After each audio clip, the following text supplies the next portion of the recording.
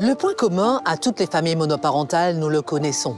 Toutes les angoisses, toutes les autorités et les responsabilités sont concentrées en une seule et même personne. Il n'est donc pas étonnant que la fatigue se transforme en dépression et que le temps pour soi devienne la chose la plus rare dans la vie d'un parent solo. Dans un couple traditionnel, le partage des tâches permet d'équilibrer le temps consacré aux enfants. Quand on est seul à la barre, cet équilibre n'existe pas. Et la surcharge mentale peut vite arriver. À Nantes, c'est ce qui s'est passé pour Julie, qui était proche du burn-out. À contre-cœur, elle a dû trouver une solution extrême. Il est arrivé à un stade où j'en pouvais plus. J'ai confié ma fille à un relais parental, donc qui est en lien avec la Croix-Rouge. Et ce qui est bien, ça permet du répit, un week-end de temps en temps, puisqu'on n'a jamais de répit sinon. Dans ce relais de la Croix-Rouge, Julie entend parler d'une association qui aide les mamans isolées. Marraine et vous.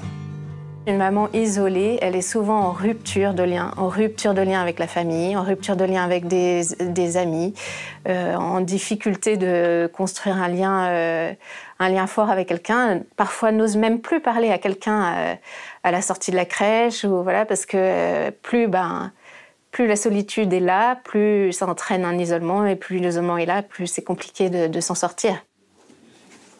L'association les met en relation avec des familles qui vont les accompagner dans leur vie de tous les jours.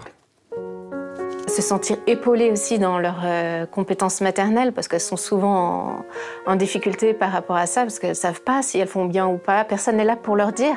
Elles n'ont même personne pour partager les joies de leur enfant ou leurs difficultés. Ou, voilà, par exemple, une maman qui a son enfant qui fait ses premiers pas, elle ne sait même pas à qui le dire.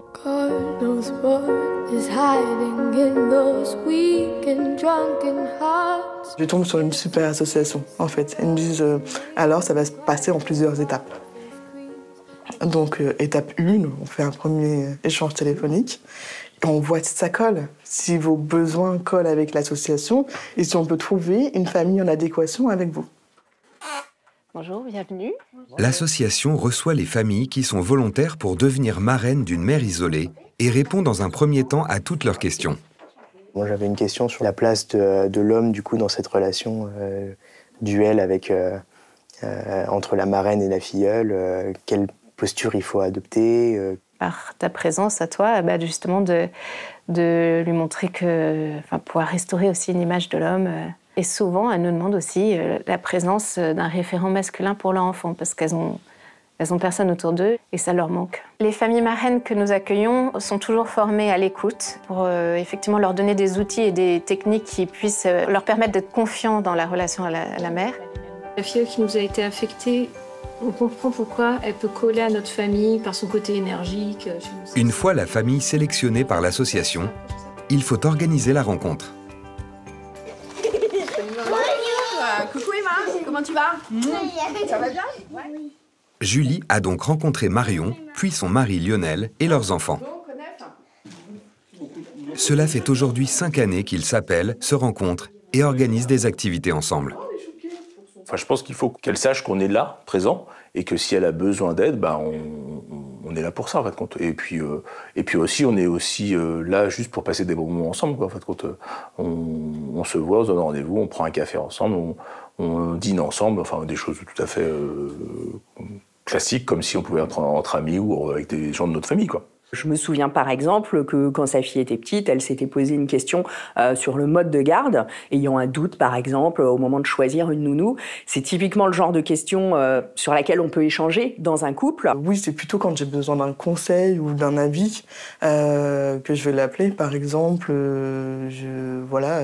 Emma avait eu un petit souci au niveau de l'oreille. Qu'est-ce que j'avais fait à ce moment-là? Est-ce que tu as du Doliprane ou pas? Voilà. Cela peut paraître anecdotique, pourtant ce sont ces petits échanges réguliers qui ont permis à Julie de sortir de son isolement et de reprendre sa vie en main. Qu'est-ce que tu as fait à l'école cette semaine? T'as appris quoi?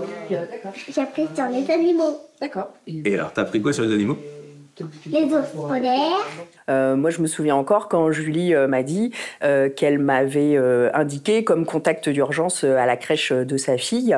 Ce jour-là, oui, ça a été un peu une claque de me dire ah d'accord, moi j'occupe cette place-là dans sa vie parce qu'il n'y a pas forcément d'autres personnes qui peuvent l'occuper. Ça, c'est le papa, maman. Moi, en bébé. Cela fait 11 ans que l'association Marraine et vous donne ce répit aux mamans solo à Nantes, Lyon, Saint-Nazaire, Toulon et en Île-de-France.